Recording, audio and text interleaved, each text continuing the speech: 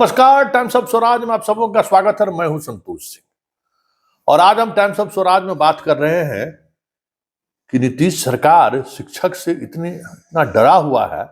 ये पहली बार मुझे महसूस हुआ है।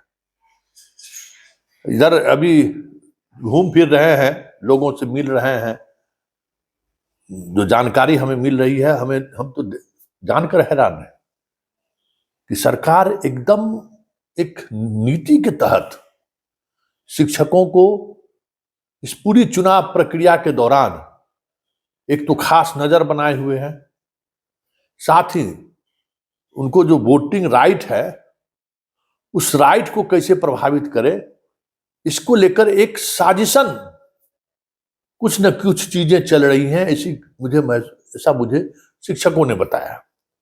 देखिए, पटना के कई शिक्षकों ने हमें फोन करके बताया कि हम मतदान करना चाहते थे, हम अपना पोस्टल बैलेट के माध्यम से हम अपना डेमोक्रेसी में भरोसा जताना चाहते थे और इसके लिए जो प्रारूप 12 मतलब हम लोग ढूंढते रह गए, प्रारूप 12 हमें उपलब्ध नहीं कराया गया और एक जगह कहीं पर नोटिस पर साट दिया। ट्रेनिंग द्वितीय ट्रेनिंग करने के लिए आए हैं, मांगते रह गए और वहां से लेने के बाद एक टीचर को कम से कम 40 से 50 रुपया खर्च हुआ। उसको फिर प्रारूप को वाले फॉर्म को फोटो कॉपी कराना, पूरी प्रक्रिया से भर कर देने में, और जब पूरी प्रक्रिया पूरी होकर फॉर्म जमा करने की बारी हुई, वहां भी वही स्थिति। ऐसा लग रहा था जैसे उस विभाग के अधिकारियों को कहा गया हो कि शिक्षक अगर मतदान करना चाह रहे हैं तो उनको हतोत्साहित करो और उसके लिए जो कुछ भी हो सकता है प्रयास करो। तो हम समस्तीपुर के शिक्षकों से भी बात किए, दरभंगा के शिक्षकों से भी बात किए, बेगूसराय के शिक्षकों से भी बात किए। जहां जहां चुनाव हो रहा है अभी घूम फिर रहे, तो उन लोगों के शिक्षकों से हमने बात किया कि भाई वाकई में कुछ ऐसा है क्या। कहा कि सर बहुत तबाही था, मतलब एक तो इस प्रक्रिया को लीजिए, लाइन में लगिए, मतलब लग रहा था कि एकदम किसी भी तरह से शिक्षक वोटिंग का इस्तेमाल नहीं करे। अब बताइए कि एक जिला में कम से कम 10,000 शिक्षक जिनको चुनाव कार्य में ड्यूटी में लगाया गया है और पार्लियामेंट इलेक्शन में जिस तरीके से इस बार फाइट है, 10,000 कोई साधारण वोट नहीं है। इसका मतलब है कि सरकार भी समझ रही है कि शिक्षक लोगों को अगर वोट देने का अधिकार मिला, पोस्टल बैलेट का अगर इस्तेमाल इन लोगों को करने की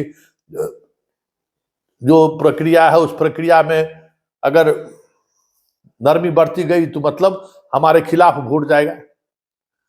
कुछ चीजें तो कुछ इसी तरीके से चल रही थी और अगर ऐसा है तो ये कह सकते हैं कि सरकार आपसे डर गई है। लेकिन बड़ा सवाल ये है कि आप वोट दीजिए, लोकतंत्र का महापर्व है और आप वोट देने के लिए बाहर निकलिए।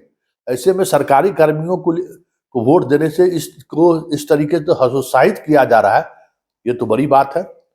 और देखिए, यही फर्क है, अगर बीजेपी विपक्ष में रहती ना तभी तक हिला देती, मीडिया में भी खबर आती, खूब शिक्षक गण के तरफ से भी बयान आता, शिक्षक संघ के नेता भी बयान देते कि देखिए वोट देने से हम लोगों को रोका जा रहा है। लेकिन बाकी जो विपक्ष है न लड़ाई लड़ रहा है, न लड़ाई लड़ने का काबिल है। वो तो अलग बात है कि जनता इस बार फाइट कर रही है व्यवस्था से, जनता मोर्चा संभाले हुए है, इसलिए लग रहा है कि चुनाव हो रहा है। नहीं तो विपक्ष का जो बिहार में हाल है या देश में भी जो हाल है, न लड़ रहा है न लड़ने की इच्छा व्यक्त कर रहा है।